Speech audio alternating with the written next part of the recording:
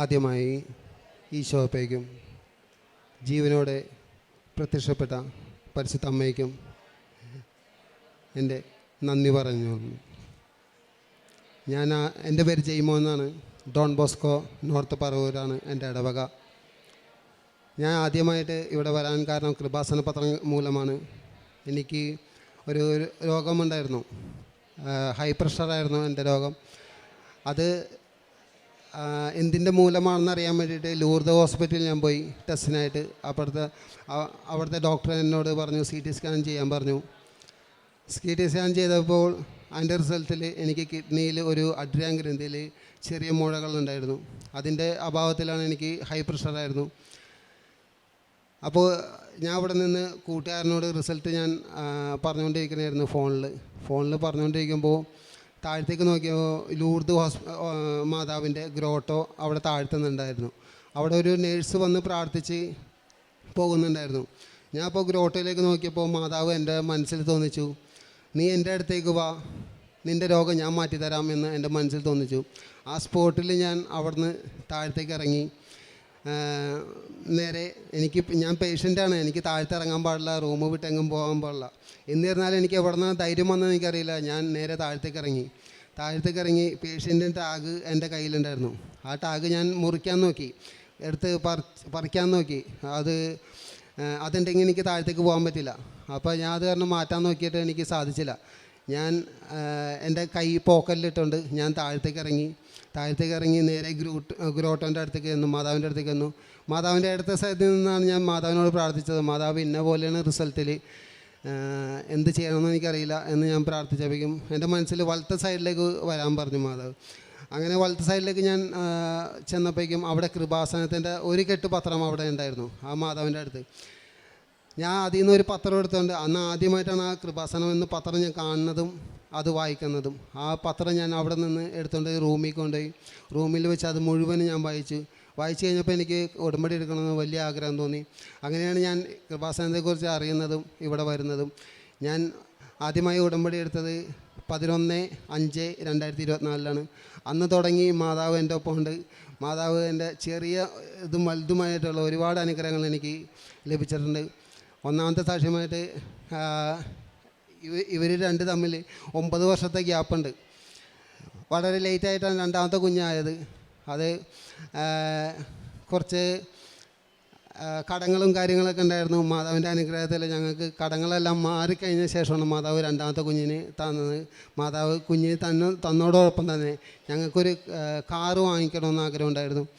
അപ്പോൾ കാറിനായിട്ട് അന്വേഷണം നടത്തിയപ്പോൾ ഫേസ്ബുക്കിലൂടെ എൻ്റെ ഭാര്യയും അതുപോലെ തന്നെ അനിയനും ഫേസ്ബുക്കിലൂടെ അന്വേഷണം നടത്തപ്പോൾ കോട്ടയം ഈരാറ്റുപേട്ടയിൽ ഒരു കാറ് കണ്ടു. ആ കാറ് രണ്ടുപേരും കണ്ടത് ഒരേ കാറ് തന്നെയാണ്. അത് മാതാവിൻ്റെ ഗ്രേ കളറിലുള്ള കാറായിരുന്നു, ഇയോൺ എന്ന് പറയുന്ന കാറായിരുന്നു. അപ്പോൾ ഞാനത് ഉറപ്പിച്ചു, എനിക്ക് അത് മാതാവ് തന്ന കാറാണ്. അങ്ങനെ ഞാനും വൈഫും കൂടി കാറ് അഡ്വാൻസ് കൊടുക്കാൻ വേണ്ടി പോകുന്നത് വൈഫിൻ്റെ സ്കൂട്ടറിലായിരുന്നു. അതാകുമ്പോൾ രണ്ടുപേരും മാറി മാറി ഓടിക്കാമെന്നുള്ള രീതിയിലായിരുന്നു പോയത്. ഞങ്ങൾ രണ്ടുപേരും മാറി മാറി ഡ്രൈവ് ചെയ്തു. ഈരാറ്റുപേട്ടയിൽ പോയി കാറ് കണ്ട് അഡ്വാൻസ് കൊടുത്ത് തിരിച്ചു പോന്നു. വീട്ടിൽ വന്ന് പിറ്റേ ദിവസം കാർഡ് വെച്ച് ടെസ്റ്റ് ചെയ്തു. അപ്പോഴാണ് ഞങ്ങൾ ഇതിനെക്കുറിച്ച് അറിയുന്നത്. കാർഡ് വെച്ച് ടെസ്റ്റ് ചെയ്ത് നോക്കിയപ്പോൾ പോസിറ്റീവാണ്, ഇവൾ കൺസീവ് ആയത്. അപ്പോൾ അത് ട്രാവലിങ്ങിൽ ശരിക്കും പറഞ്ഞാൽ ഞങ്ങൾക്ക് ഈ രണ്ടാമത്തെ കുട്ടി പോകേണ്ടതാണ്. അതേപോലത്തെ ഡ്രൈവിങ്ങിലായിരുന്നു ഞങ്ങൾ രണ്ടുപേരും, ടൂറ് പോകുന്ന രീതിയിലായിരുന്നു ഞങ്ങൾ രണ്ടുപേരും പോയിക്കൊണ്ടിരുന്നത്. അത് ശരിക്കും മാതാവിൻ്റെ അനുഗ്രഹത്തിൽ ആ സംരക്ഷണത്തിൽ ഞങ്ങൾക്ക് രണ്ടാമത്തെ കുട്ടിക്ക് ഒരു കുഴപ്പം അന്ന് തുടങ്ങി ഈ നിമിഷം വരെ ഒരു കുഴപ്പമില്ലാതെ ഞങ്ങൾക്ക് ഡെലിവറി ടൈമിലായാലും ഒരു കുഴപ്പമില്ലാതെ ഞങ്ങൾക്ക് കിട്ടി. ഡെലിവറി ടൈമിൽ ഏപ്രിൽ 9-ാം തീയതിയായിരുന്നു ഡെലിവറി, ഓപ്പറേഷനായിരുന്നു. അന്ന് ഓപ്പറേഷനിൽ കയറ്റുമ്പോൾ ഞാൻ എൻ്റെ വീട്ടിൽ നിന്ന് മട്ടാഞ്ചേരി ഹോസ്പിറ്റലിലേക്ക് പോയിക്കൊണ്ടിരിക്കുമ്പോൾ എനിക്ക് എൻ്റെ പള്ളിയിൽ നിന്ന് ഒരു കെട്ട് പത്രം എനിക്ക് കിട്ടി. ആ കെട്ട് പത്രമായിട്ട് ഞാൻ ഹോസ്പിറ്റലിലേക്ക് പോയി. എന്തായാലും ഞാൻ ഹോസ്പിറ്റലിലേക്കാണ് പോകുന്നത്, ഗവൺമെൻറ് ഹോസ്പിറ്റലിലേക്കാണ് പോകുന്നത്. അവിടെ കൊടുക്കാം എന്നുള്ള രീതിയിൽ ഞാൻ ആ ഒരു കെട്ട് പത്രമായിട്ട് ഞാൻ ഹോസ്പിറ്റലിൽ പോയി. അവിടെ ചെന്ന് അപ്പോൾ 8:30 ആയപ്പോഴേക്കും ഓപ്പറേഷന് കയറ്റി കഴിഞ്ഞപ്പോഴേക്കും ഞാൻ അവിടെ നിന്ന് പ്രത്യക്ഷീകരണ പ്രാർത്ഥന എന്ത് ചെയ്യണമെന്ന് എനിക്കറിയില്ല. പ്രദക്ഷിണ പ്രാർത്ഥന ചൊല്ലിക്കൊണ്ടിരിക്കുമ്പോൾ എൻ്റെ മനസ്സിൽ പറഞ്ഞു, നിൻ്റെ കയ്യിൽ ഒരു കെട്ട് പത്രമില്ല, നീ അത് കൊടുക്കാൻ പോ എന്നും എൻ്റെ മനസ്സിൽ തോന്നിപ്പിച്ചു. ഞാൻ എൻ്റെ വൈഫ് ഓപ്പറേഷന് കയറ്റിയപ്പോൾ ഞാൻ കൃപാസന പത്രമായിട്ട് മട്ടാഞ്ചേരി റോട്ടിൽ ഞാൻ കൃപാസന പത്രം കൊടുക്കാൻ പോകുന്നതായിരുന്നു. കൃപാസന പത്രം കൊടുക്കുന്നതിൻ്റെ ഇടയിൽ എൻ്റെ മനസ്സിൽ പറഞ്ഞു, സെക്കൻഡ് ലാസ്റ്റ് പത്രം, അവസാനത്തെ പത്രത്തിൻ്റെ മുമ്പത്തെ ടൈമിൽ ഡെലിവറി നടക്കും എന്ന് എൻ്റെ മനസ്സിൽ തോന്നിച്ചു. അങ്ങനെ പത്രം വേഗം കൊടുക്കാൻ എനിക്ക് തോന്നി. അങ്ങനെ പത്രം മാതാവിനോട് പ്രാർത്ഥിച്ച് വേഗം കൊടുത്തു. സെക്കൻഡ് ലാസ്റ്റ് പത്രം എത്തിയപ്പോഴേക്കും അവസാനത്തെ 2 പത്രം എത്തിയപ്പോഴേക്കും എനിക്കൊരു കോൾ വന്നു. അപ്പോൾ ഞാൻ ഹെഡ്സെറ്റിൽ വെച്ചാണ് ഞാൻ സംസാരിക്കുന്നത്. അപ്പോൾ കോൾ വന്നപ്പോഴേക്കും ആരാണ് വിളിച്ചതെന്ന് എനിക്കറിയില്ല. ഞാൻ കോൾ എടുത്തപ്പോഴേക്കും വേറൊരു ചേച്ചിയാണ് എന്നെ വിളിച്ചത്. ചേച്ചി വിളിച്ചത് ഡെലിവറി എന്തായി എന്ന് ചോദിച്ചു. അപ്പോൾ ഞാൻ പറഞ്ഞില്ല, ഞാൻ പുറത്താണ്, എന്തായെന്നറിയില്ല എന്ന് പറഞ്ഞു. ഞാൻ ഓപ്പറേഷൻ കഴിയുമ്പോൾ റിസൾട്ട് വരുമ്പോൾ ഞാൻ അറിയിക്കാമെന്ന് പറഞ്ഞു.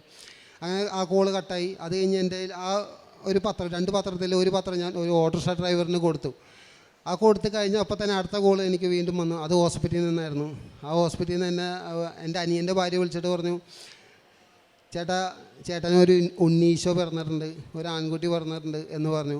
എനിക്ക് ഭയങ്കര സന്തോഷമായി. എന്ന് വെച്ചാൽ സെക്കൻഡ് ലാസ്റ്റ് പത്രത്തിൽ എനിക്ക് ഓപ്പറേഷൻ കഴിയും, നീ ഒരു 2ാമത്തെ കുഞ്ഞിൻ്റെ അച്ഛനാവുമെന്ന് എൻ്റെ മനസ്സിൽ തോന്നി. അതേപോലെ തന്നെ സെക്കൻഡ് ലാസ്റ്റ് പത്രത്തിൽ എനിക്ക് ആ അനുഭവം ഉണ്ടായി.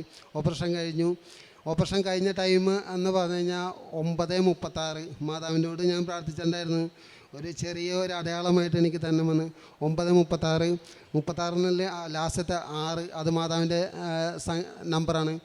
അപ്പം ഞാൻ ഉറപ്പിച്ചു അത് മാതാവിൻ്റെ അനുഗ്രഹത്തിലാണ്. ഒരു കുഴപ്പമുണ്ടായില്ല.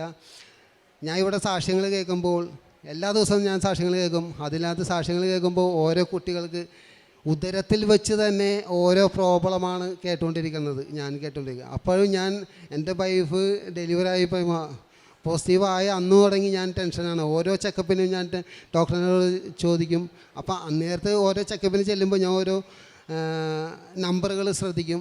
അതെല്ലാം മാതാവിൻ്റെ നമ്പറുകൾ 7, 8, 6 അതൊക്കെ എനിക്ക് തന്നുകൊണ്ടിരിക്കുന്നത്. അപ്പോൾ റിസൾട്ടിൽ അതെല്ലാം പോസിറ്റീവാണ്, ഒരു കുഴപ്പമില്ല. ഡോക്ടറിൻ്റെ അടുത്ത് ചോദിക്കുമ്പോൾ ഒരു കുഴപ്പമില്ല, എല്ലാം ഓക്കെ.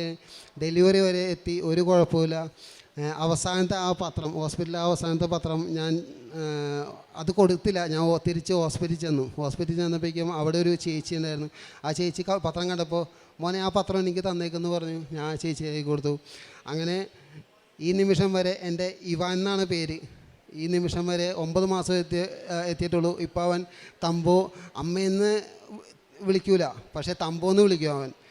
തമ്പോന്ന് വിളിക്കും, നന്നായിട്ട് വിളിക്കും.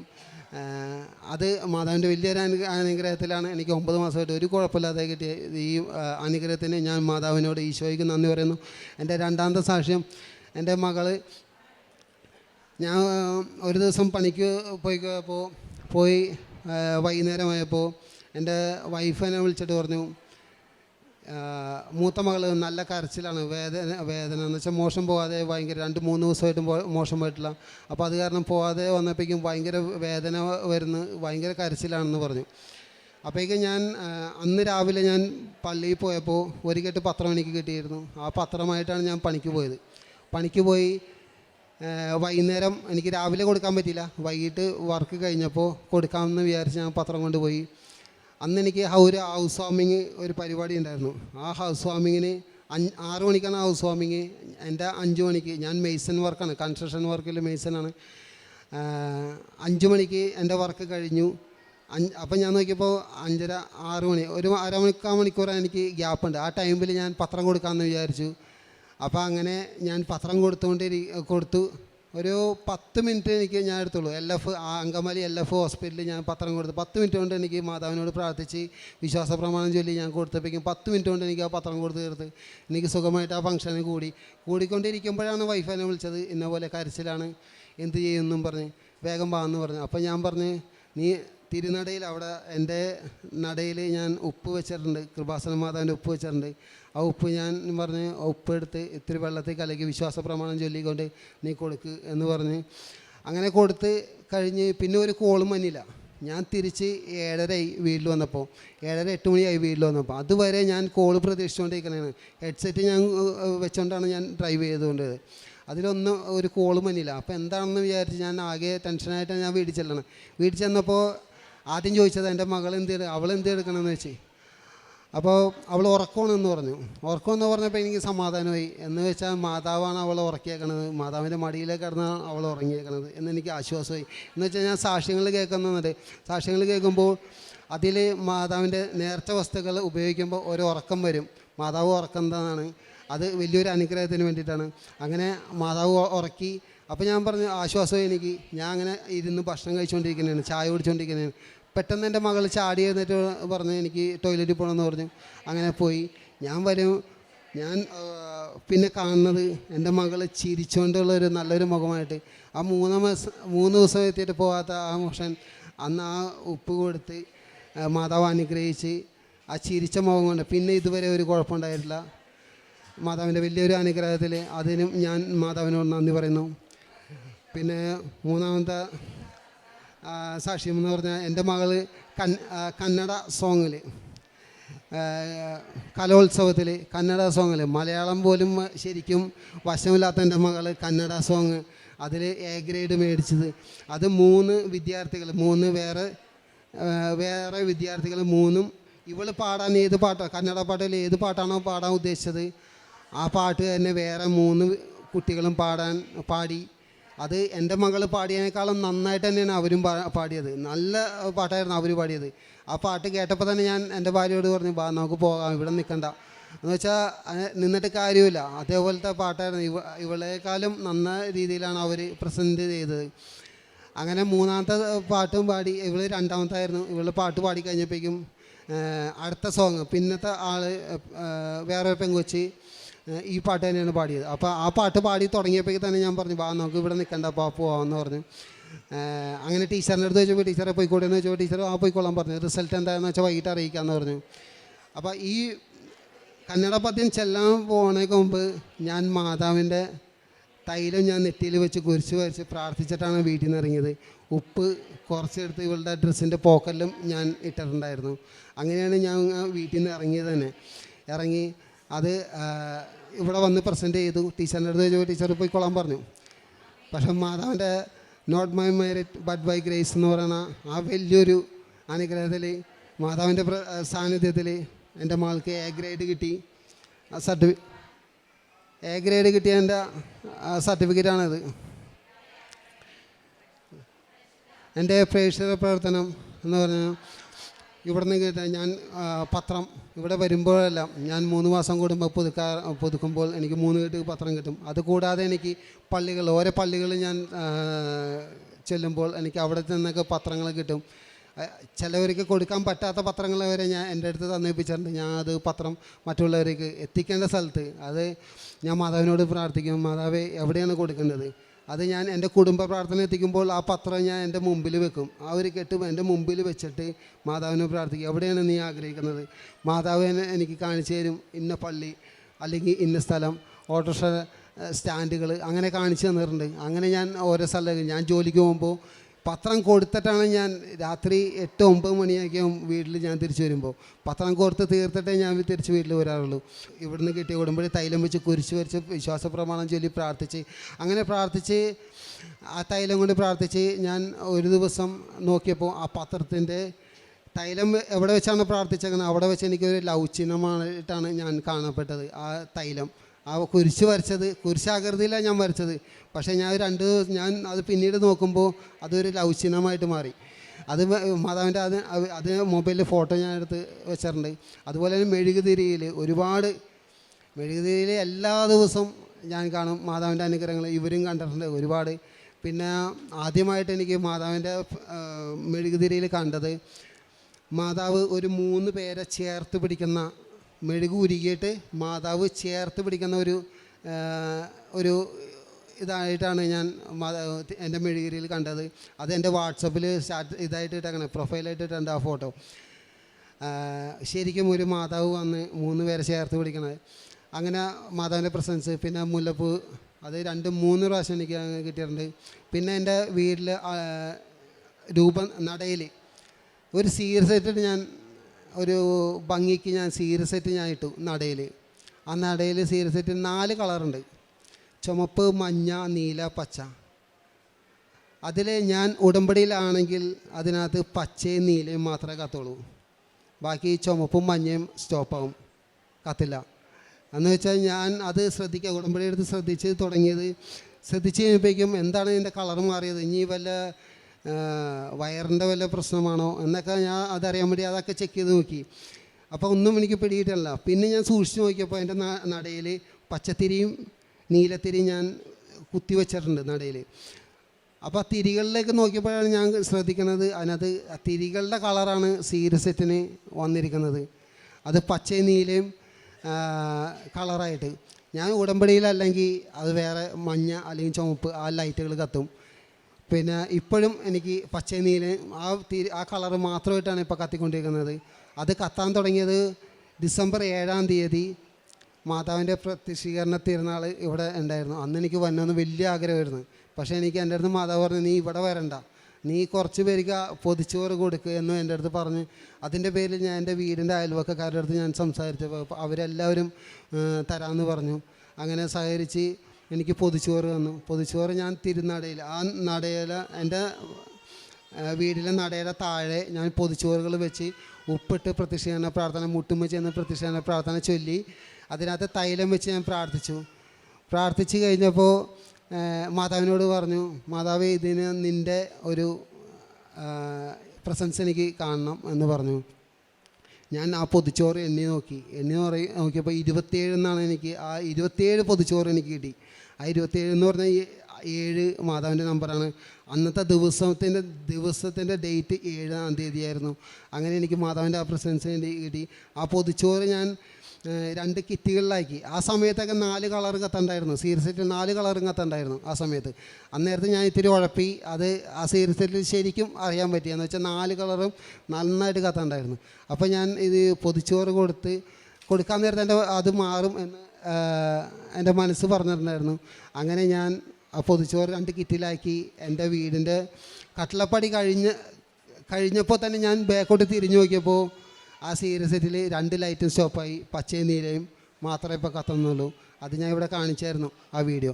അത് ഇതുവരെ ഞാൻ സാക്ഷ്യത്തിലൊന്നും കേട്ടിട്ടില്ല. സീരിയൽ സെറ്റുകളിൽ അല്ലെങ്കിൽ ഒരു ലൈറ്റിൽ ഇതുപോലെ തന്നെ എന്തെങ്കിലും ഒരു പ്രസൻസ് ഒന്നും ഉണ്ടായത് ഞാൻ കേട്ടിട്ടില്ല. ഞാൻ എല്ലാ ദിവസവും രാവിലെയും വൈകിട്ടും സാക്ഷ്യങ്ങൾ കേൾക്കുന്ന, ജോലിക്ക് പോകുമ്പോൾ ഹെഡ്സെറ്റിൽ ഞാൻ എൻ്റെ സാക്ഷ്യം ഞാൻ കേട്ടുകൊണ്ടാണ് ഞാൻ ജോലി സ്ഥലം വരെ പോകുന്നത്. അത് കഴിഞ്ഞ് തിരിച്ച് വരുമ്പോഴും അതുപോലെ തന്നെ സാക്ഷ്യങ്ങൾ കേട്ടെങ്കിൽ, ഒരു ദിവസം സാക്ഷ്യം കേട്ടില്ലെങ്കിൽ എനിക്ക് ഉറക്കം വരില്ല. അതേപോലെ ഒരു ദിവസം എത്ര എണ്ണോ ആണെന്നോ ഞാൻ എണ്ണി നോക്കിയാറില്ല. അതുപോലെ തന്നെ പത്രങ്ങൾ, ഇവിടുന്ന് കിട്ടുന്ന പത്രങ്ങളും എനിക്ക് പുറത്തുനിന്ന് കിട്ടുന്ന പത്രങ്ങളും എത്ര എണ്ണോ ഇതുവരെ എനിക്ക് അറിയില്ല എത്ര പത്രങ്ങളുണ്ടെന്ന്. എന്ന് വെച്ചാൽ ഞാൻ എണ്ണി നോക്കിയല്ല, എണ്ണി നോക്കി നമ്മൾ പത്രം കൊടുക്കേണ്ട ആവശ്യമൊന്നുമില്ല. നമുക്ക് തരുന്ന ആ പത്രങ്ങൾ അത് എത്ര എണ്ണമാണോ, ഇനി 2 കൂടി ഉള്ളല്ലോ, അന്ന് അവസാനം മാത്രമേ നമുക്ക് മനസ്സിലാവുള്ളൂ. അതുവരെ എനിക്ക് മനസ്സിലാവില്ല എത്ര എണ്ണം ഉണ്ടെന്ന്. അങ്ങനെയാണ് ഞാൻ പത്രം കൊടുക്കുന്നത്. അത് ഓട്ടോ സ്റ്റാൻഡുകളിൽ ഞാൻ പത്രം കൊടുക്കാറുണ്ട്. ഗവൺമെൻറ് ആശുപത്രിയിൽ ഞാൻ കൊടുക്കാറില്ല. എന്ന് വെച്ചാൽ ഗവൺമെൻറ് ആശുപത്രി രോഗികളെ സന്ദർശിക്കാൻ ചെല്ലുമ്പോൾ അവിടെ ചോറും പാത്രങ്ങളും കരിപ്പാത്രങ്ങളൊക്കെ വെക്കുന്നത് ഈ കൃപാസന പത്രത്തിൻ്റെ മുകളിലായിട്ടാണ് വെക്കുന്നത്. അങ്ങനെ ഞാൻ കണ്ടപ്പോൾ അന്ന് തുടങ്ങി ഞാൻ ഗവൺമെൻറ് ആശുപത്രി പത്രം കൊടുക്കാൻ പോകാറില്ല. അത് പിന്നെ ഗവൺമെൻറ് ആശുപത്രിയിൽ തുടക്കാൻ ഉപയോഗിക്കുന്നത്, ഒരു ചോറും പറ്റി കറിയൊക്കെ താഴ്ത്ത് വീണ് കഴിഞ്ഞാൽ തുടക്കാൻ ഉപയോഗിക്കുന്നത് ആ പത്രം വെച്ചാണ്. അത് കണ്ടു കഴിഞ്ഞാൽ എനിക്ക് സഹിക്കില്ല. അത് ഞാൻ പറഞ്ഞ്, ചേച്ചി ആ ഒരു ദിവസം ഞാൻ ഹോസ്പിറ്റലിൻ്റെ പേര് ഞാൻ പറയാനില്ല, ഒരു ഹോസ്പിറ്റലിൽ ഞാൻ ചെന്നപ്പോൾ പത്രം അവിടെ വെറുതെ അട്ടിയിട്ട് വെച്ച് അങ്ങനെയാണ്. 2018 തുടങ്ങിയുള്ള പത്രങ്ങളൊക്കെ അവിടെ ഉണ്ടായിരുന്നു. ആ പത്രം ഞാൻ ആ ചേച്ചി എന്താവശ്യത്തിന് ഒരു മരുന്നിൻ്റെ ട്രേ ആണ്, എന്താവശ്യത്തിന് തുറന്നപ്പോൾ ഞാൻ കണ്ടപ്പോൾ 2018 തുടങ്ങിയുള്ള പത്രങ്ങൾ അതിൻ്റെ ഉള്ളിലിരിക്കുന്നുണ്ട്. ഞാൻ പറഞ്ഞു ആ പത്രങ്ങളൊക്കെ എടുത്തോളാൻ പറഞ്ഞു. ആ പത്രങ്ങളെടുത്ത് ഞാൻ ഓരോ അർഹതപ്പെട്ടവരുടെ കയ്യിൽ തന്നെ അത് എത്തിച്ചു. അങ്ങനെ പ്രേക്ഷക പ്രവർത്തനങ്ങൾ, പിന്നെ കാരുണ്യ പ്രവർത്തനങ്ങൾ എനിക്ക് ആരാണെന്നൊന്നും നോക്കുന്നില്ല. എന്ന് വെച്ചാൽ രാവിലെ ഞാൻ പണിക്ക് പോകുമ്പോൾ ആരെങ്കിലും എൻ്റെ മുമ്പിൽ കൈനീട്ടുകയാണെങ്കിൽ, ഒരു ലിഫ്റ്റായിട്ടാണെങ്കിലും പോലും ഞാൻ എൻ്റെ വണ്ടിയിൽ കയറ്റി അവരെ എത്തിക്കേണ്ട സ്ഥലത്ത് ഞാൻ എത്തിച്ചിട്ടേ ഞാൻ ജോലിക്ക് പോകാറുള്ളൂ. അതുപോലെ തന്നെ പിന്നെ 3 അനാഥാലയങ്ങളുണ്ട്. ഒരു 2 വൃദ്ധമന്ദിരം, ഒരു സുഖമില്ലാത്ത താമസിക്കുന്ന കുറച്ച് ആൺപിള്ളേർ താമസിക്കുന്ന ഒരു സ്ഥലമുണ്ട്, 10-20 പേര്. അവിടെ ഞാൻ വൈകിട്ട് ചായക്ക് വേണ്ടി അവർക്ക് കൊടുക്കാറുണ്ട്. ഓരോ മാസത്തിൽ 3 സ്ഥലത്തും ഞാൻ ഒരുമിച്ച് ചെയ്യാറുണ്ട്. അവർക്ക് ചായക്കുള്ള ഒരു വക ഞാൻ അവിടെ കൊടുക്കാറുണ്ട്. അവരായിട്ട് കുറേ നേരം സംസാരിക്കാറുണ്ട്. അവരെല്ലാവരും ഞാൻ ചെല്ലുന്നത് നോക്കിയിരിക്കും. എന്നെ കണ്ട അപ്പം തന്നെ അവർ ഭയങ്കര സന്തോഷത്തോടെ എന്നെ സ്വീകരിക്കും. എൻ്റെ വണ്ടി പുറത്തുനിന്ന് വരുമ്പോൾ തന്നെ ഗേറ്റ് തുറന്ന് തരും. എനിക്ക് അത്രയും സ്നേഹത്തോടെ അവരെനിക്ക് ഭയങ്കര സ്നേഹം തരുന്നുണ്ട്. അതുപോലെ തന്നെ ഉപവാസം എടുക്കുന്നത്, ആഴ്ചയിൽ ഞാൻ 2 ദിവസം ഉപവസിക്കും. അതും ബുധനാഴ്ചയും ശനിയാഴ്ചയും മാതാവിൻ്റെ ദിവസം. അന്നേരത്തെ ഞാൻ 11 മണി തുടങ്ങി 3 മണി വരെ ഉപവാസം ആയിരിക്കുള്ളൂ. ഞാൻ ഭക്ഷണമൊന്നും കഴിക്കാറില്ല മാതാവിന് വേണ്ടി. ആ ദിവസം 2 ദിവസം 3 പേർക്ക് ഞാൻ ഭക്ഷണം മേടിച്ച് കൊടുത്തിട്ടാണ് അന്നത്തെ ദിവസം. ഇന്ന് ഞാൻ ബുധനാഴ്ച, ഇന്ന് ഞാൻ ഉപവാസത്തിലാണ്. എന്ന് വെച്ചാൽ 3 പേർക്ക് രാവിലെ ഭക്ഷണം മേടിച്ച് കൊടുത്ത്, രാവിലത്തെ പ്രഭാത ഭക്ഷണം മേടിച്ച് കൊടുത്തിട്ടാണ് ഞാൻ ഇങ്ങോട്ട് വന്നത്. അതുപോലെ ശനിയാഴ്ചയും അതുപോലെ കാരുണ്യപ്രവർത്തകർ എൻ്റെ ഒരു ഇതിന് ഞാൻ എടുത്ത് പറയുന്നതല്ല. ഞാൻ ഇവിടെ കാരുണ്യപ്രവർത്തകർ ചെയ്യുന്നത് പറയണം എന്നുള്ള ആ രീതിയിൽ മറ്റുള്ളവർ ചെയ്യാൻ വേണ്ടിയിട്ടാണ് ഞാൻ ഇത് പറയുന്നത്. അല്ലാതെ എൻ്റെ അഹങ്കാരത്തിന് ഞാൻ പറഞ്ഞതല്ല. ഞാൻ ഇന്നത് ചെയ്തു, ഒരു ഇടത്തെ കൈ ചെയ്യുന്നത് വലത്തെ കൈ അറിയരുത് എന്നാണ് പറഞ്ഞേക്കുന്നത്. എന്നാലും ഞാൻ പറയുന്നതാണ്, ഞാൻ ഉപവസിക്കുമ്പോൾ മറ്റുള്ളവർക്ക് എൻ്റെ ആഹാരത്തിൽ നിന്ന് ഒരു പങ്ക് ഞാൻ അവർക്ക് കൊടുത്തിട്ടാണ് ഞാൻ ഉപവസിക്കുന്നത്. ഞായറാഴ്ച ദിവസം രാവിലെ പള്ളിയിൽ പോയി വന്ന് മറ്റുള്ളവർക്ക് എന്തെങ്കിലും ഭക്ഷണം വാങ്ങിക്കാനോ എടുക്കാനോ. എൻ്റെ വീടിൻ്റെ അടുത്ത് 2 രോഗികളുണ്ട്. ഒരു ക്യാൻസർ രോഗിയുണ്ട്, ഒരു കണ്ണ് കാണാൻ പറ്റാത്ത ഒരു അമ്മയുണ്ട്. അവരെ ചെന്ന് കണ്ട് അവരായിട്ട് സംസാരിച്ച് ആ കണ്ണിൽ തൈലം വെച്ച് പ്രാർത്ഥിച്ച് അവരായിട്ട് കുറച്ച് നേരം നിന്ന് വർത്താനം പറഞ്ഞ്, പിന്നെ ക്യാൻസർ ഒരു അമ്മയുണ്ട്, ആ അമ്മയായിട്ട് സംസാരിച്ച് സുഖമാണ് എന്ന എല്ലാ കാര്യവിശേഷങ്ങളും ചോദിച്ച് അതിന് ശേഷമാണ് ഞാൻ എൻ്റെ വീട്ടിൽ വന്ന് ഭക്ഷണം കഴിക്കാറ്. പിന്നെ ആത്മീയമായിട്ട് ഞാൻ ഞായറാഴ്ച ദിവസമാണ് ഞാൻ പള്ളിയിൽ പോകാറ്. ആകെ ഈ ഉടമ്പടി എടുക്കുന്നതിന് മുമ്പ്. ഉടമ്പടി എടുത്തതിന് ശേഷം ഇപ്പോൾ എല്ലാ ദിവസവും ഞാൻ പള്ളിയിൽ പോകും. എനിക്ക് എൻ്റെ ഇടവകയിൽ രാവിലെ പള്ളിയിൽ പോകാൻ പറ്റിയില്ലെങ്കിൽ ഏതെങ്കിലും ഞാൻ വർക്ക് കഴിഞ്ഞ് ഏതെങ്കിലും ഒരു പള്ളിയിൽ വെച്ച് കുർബാന കൂടിയിട്ട് ഞാൻ വീട്ടിലേക്ക് വരുള്ളൂ. അല്ലെങ്കിൽ അതും പറ്റിയില്ലെങ്കിൽ ഞാൻ യൂട്യൂബിലെങ്കിലും കുർബാന കണ്ടിട്ട് ഞാൻ അന്നത്തെ ദിവസം. എനിക്ക് കുർബാന കൂടിയില്ലെങ്കിൽ ഭയങ്കര വിഷമമാണ്. അതുപോലെ കുർബാന സ്വീകരിച്ചില്ലെങ്കിൽ 2 ആഴ്ച കൂടും, അതിനുള്ളിലെങ്കിലും ഞാൻ കുമ്പസാരിച്ചിരിക്കും. 2 ആഴ്ച ആകില്ല, അതിന് മുമ്പ് തന്നെ ഞാൻ കുമ്പസാരിച്ചിരിക്കും. എൻ്റെ പള്ളിയിൽ എല്ലാ ദിവസവും കുമ്പസാരമുണ്ട്. അത് കാരണം എനിക്ക് കുമ്പസാരിക്കാൻ ഒട്ടും മടിയില്ല. കുമ്പസാരിക്കാൻ ആ സിറ്റുവേഷൻ ആണെങ്കിൽ ഞാൻ കുമ്പസാരിച്ചിരിക്കും. ഇത്രയും നല്ല ഒരുപാട് അനുഗ്രഹങ്ങൾ ഇനിയുണ്ട് പറയാൻ. സമയപരിധിയും അതുപോലെ തന്നെ ഓർമ്മയിലും നിൽക്കുന്നില്ല.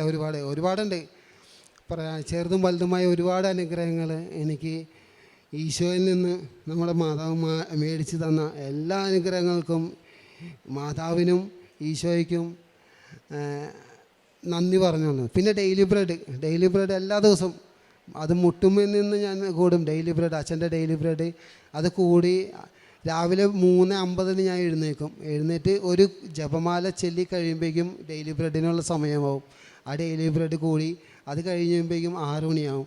ഒരു 5:50 ആവും. 5:50 ആയി കഴിയുമ്പോൾ എനിക്ക് 6 മണിക്ക് അത് കുർബാനയ്ക്ക് പോകാൻ പറ്റും. അങ്ങനെയാണ് ഞാൻ കുർബാനയ്ക്ക് പോകും.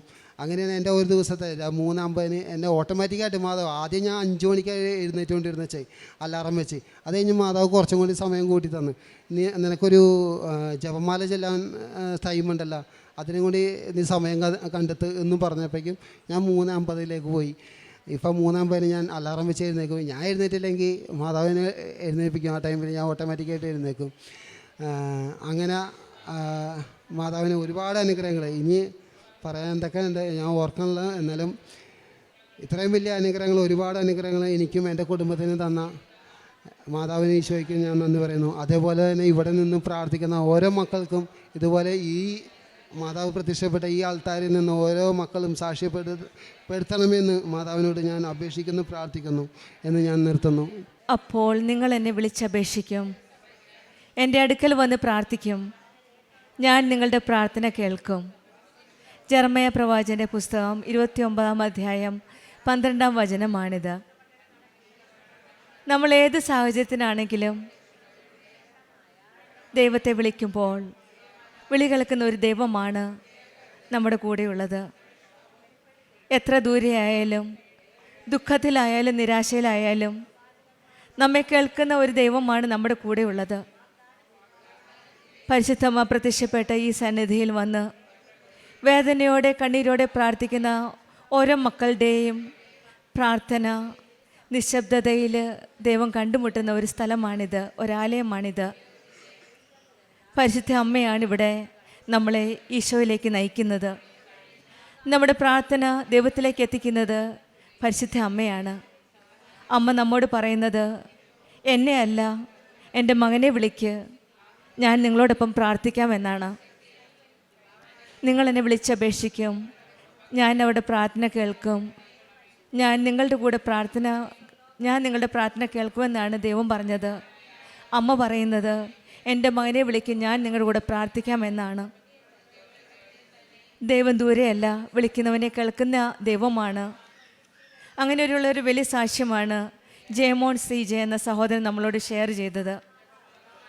ഈ മകൻ ആദ്യമായിട്ട് തന്നെ കൃപാസനത്തിലെത്തുന്നത് വലിയൊരു വഴിയിലൂടെയാണ്. അതായത് രോഗം വന്ന് ലൂർദ് ഹോസ്പിറ്റലിൽ ചെന്നപ്പോൾ പെട്ടെന്നൊരു ഇൻസ്പിറേഷനാണ്, എൻ്റെ അടുത്തേക്ക് വാ, നിൻ്റെ രോഗം ഞാൻ സുഖപ്പെടുത്താമെന്ന്. അവിടെ ചെന്ന് താഴെ ഇറങ്ങി എങ്ങനെയോ മോൻ പ്രാർത്ഥിച്ചതിന് ശേഷം അങ്ങോട്ട് വലത് സൈഡിലൊന്ന് തിരിഞ്ഞ് നോക്കാൻ ഇങ്ങനെ ഒരു ഇൻസ്പിറേഷൻ വന്നു. പിന്നെ അവിടെ പോയി നോക്കിയപ്പോഴാണ് ഒരു കെട്ട് പത്രം. ഈ മകൻ്റെ ജീവിതത്തിൽ ഉടമ്പടി ഈ സാക്ഷ്യം പറഞ്ഞതിൽ നമ്മൾ പലപ്പോഴും പത്രത്തെപ്പറ്റി പല പ്രാവശ്യവും ഈ സഹോദരൻ നമ്മളോട് ഷെയർ ചെയ്തു. ഇവിടെയാണ് ഈ മകൻ്റെ ഉടമ്പടി ജീവിതത്തിൻ്റെ തുടക്കം. അവിടെ ഒരു കെട്ട് പത്രമാണ് കിട്ടിയത്. ആ മകൻ ആ പത്രം എടുത്ത് വായിച്ചു. അങ്ങനെയാണ് കൃപാസനം അമ്മയെപ്പറ്റി ആദ്യമായിട്ട് കേട്ടത്. പിന്നെ ഈ സന്നിധിയിൽ വന്നാണ് ഉടമ്പടി എടുത്തത്. കടബാധ്യതകളുണ്ടായിരുന്നു. പിന്നെ ആ കടബാധ്യതകളിൽ നിന്ന് ഓരോ പ്രാവശ്യവും പടിപടിയായിട്ട് ഈ മകന് കടബാധ്യതകൾ തീർക്കാൻ സാധിച്ചു. രണ്ടാം കുഞ്ഞിൻ്റെ ഒരു ജനനം അറിഞ്ഞില്ലായിരുന്നു. വളരെ ദൂരെയാണ് ഇവർ 2 വീലർ ഓടിച്ച് യാത്ര ചെയ്തത്. ആ യാത്രയിൽ അവരറിഞ്ഞില്ല ഒരു കുഞ്ഞ് ഉദരത്തിലുണ്ടായിരുന്നു എന്ന കാര്യം. പിന്നീട് വന്ന് ടെസ്റ്റ് ചെയ്തപ്പോൾ ഇവർ തന്നെ ഭയപ്പെട്ടു. പക്ഷെങ്കിൽ പരിശുദ്ധ അമ്മയിൽ ഈശോയിലുമുള്ള വിശ്വാസം, ഒന്നും സംഭവിച്ചില്ല. കുട്ടി സുഖമായിട്ട് തന്നെ അമ്മയുടെ ഉദരത്തിലുണ്ടായിരുന്നു. അങ്ങനെ ആ മകനും രണ്ടാമത്തെ മകൻ 9 വർഷം കഴിഞ്ഞാണ് ആ മകൻ ജനിച്ചത്. പിന്നീട് രണ്ടാമത്തെ കുഞ്ഞിനെ പരിശുദ്ധ അമ്മ സംരക്ഷിച്ചതിൻ്റെ വലിയൊരു സാക്ഷ്യമാണ് ഇവരിവിടെ പറഞ്ഞത്.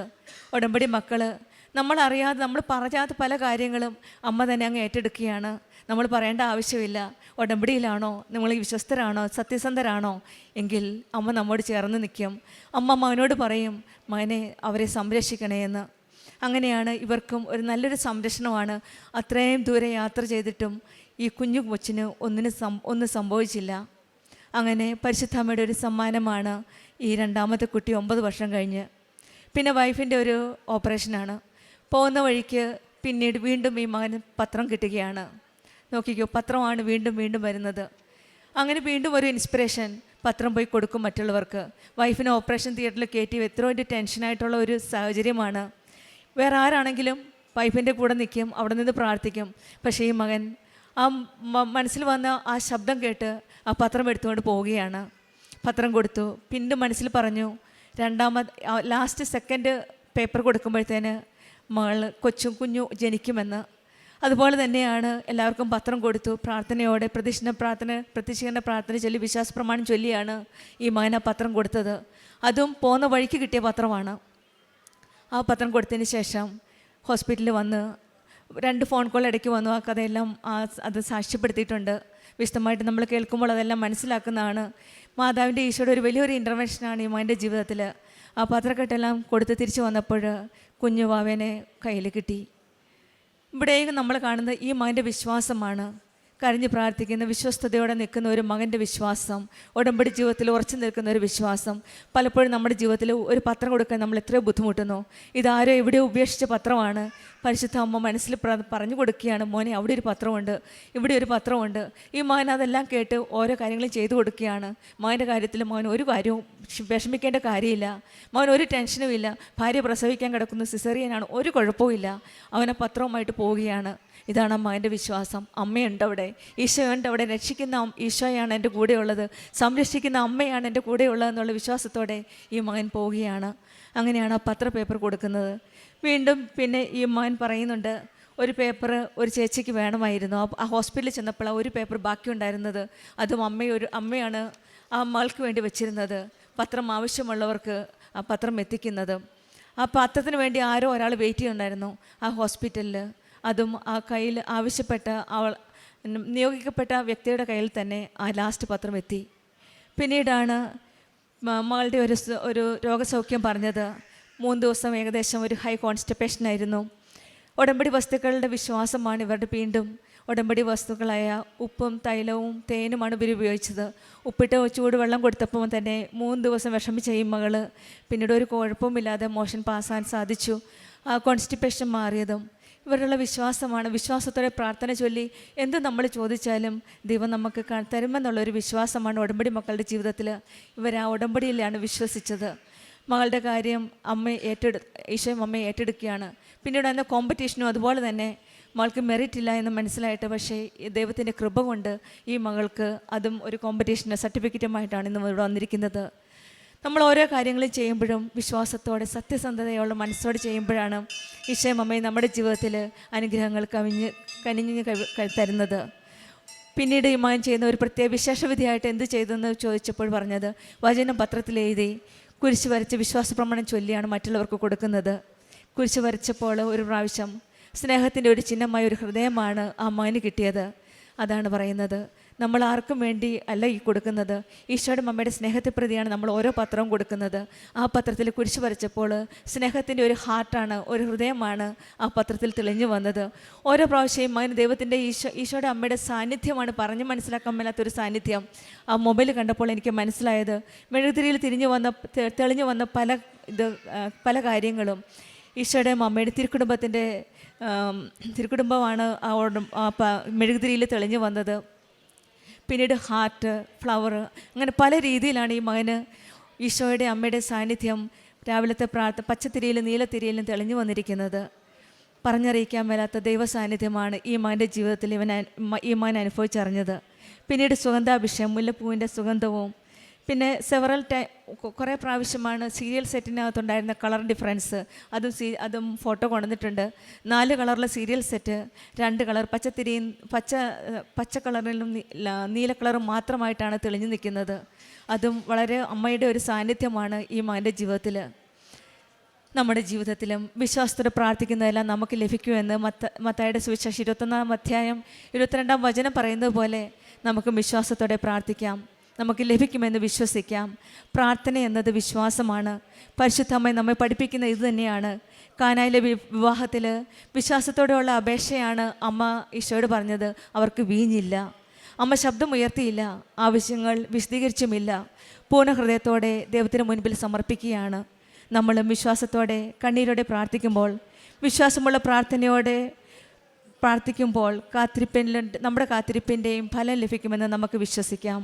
നമ്മുടെ വിശ്വാസം ശക്തിപ്പെടുത്തുവാൻ നമ്മുടെ കൂടെ നമ്മുടെ അമ്മയാണുള്ളത്. വിശ്വാസത്തിൻ്റെ അമ്മ, വിശ്വാസത്തോടെ ചോദിക്കാൻ പഠിപ്പിക്കുന്ന അമ്മ നമ്മുടെ കൂടെയുള്ളപ്പോൾ നമുക്ക് വിശ്വാസത്തോടെ പ്രാർത്ഥിക്കാം. നമ്മുടെ ഉടമ്പടി ജീവിതം വിശ്വസ്തയോടെ നയിക്കാം. ഈശോയും അമ്മയും കനിഞ്ഞേരിയ എല്ലാ അനുഗ്രഹങ്ങൾക്കും, ഈ മകനും കുടുംബത്തിന് ലഭിച്ച എല്ലാ അനുഗ്രഹങ്ങൾക്കും നമുക്ക് കരങ്ങളടിച്ച് ദൈവത്തെ മഹത്വപ്പെടുത്താം. യേശുവേ നന്ദി, യേശുവേ സ്തുതി. അത്യപൂർവ ദൈവാനുഭവങ്ങൾ ഇനി നിങ്ങൾക്കും സ്വന്തം. ഈ യൂട്യൂബ് ചാനൽ ഇതുവരെ സബ്സ്ക്രൈബ് ചെയ്തിട്ടില്ലെങ്കിൽ ഇപ്പോൾ തന്നെ സബ്സ്ക്രൈബ് ചെയ്യുക. ഈ വീഡിയോ ഇപ്പോൾ തന്നെ നിങ്ങളുടെ സുഹൃത്തുക്കൾക്ക് ഷെയർ ചെയ്തുകൊണ്ട് കർത്താവിൻ്റെ പ്രേക്ഷിതരാകുക.